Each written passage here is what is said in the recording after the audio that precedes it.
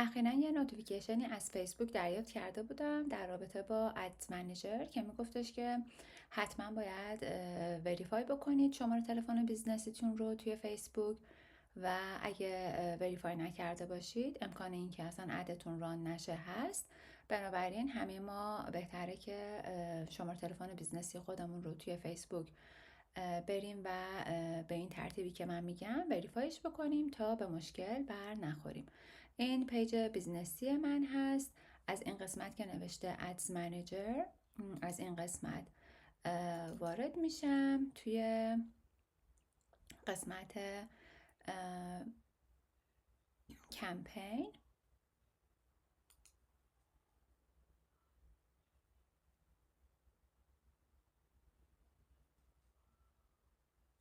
توی این قسمت گزینه ستینگ رو انتخاب میکنم.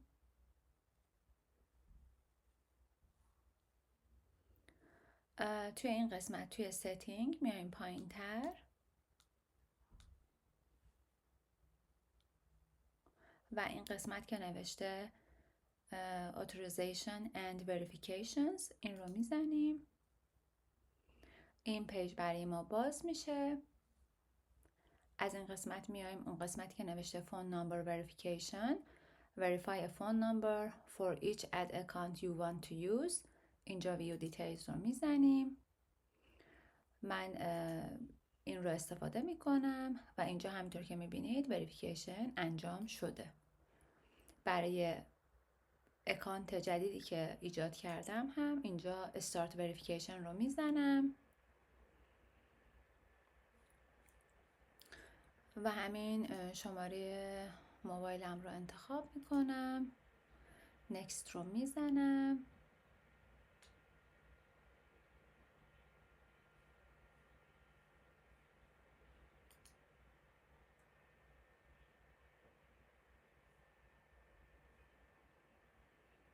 و شماره تلفن من همونطور که میبینید نوشته که شماره تلفنت اضافه شد به اد اکانتت و نوشته که شما الان میتونید که این اد رو انجام بدید و یا بوست بکنید پستتون رو.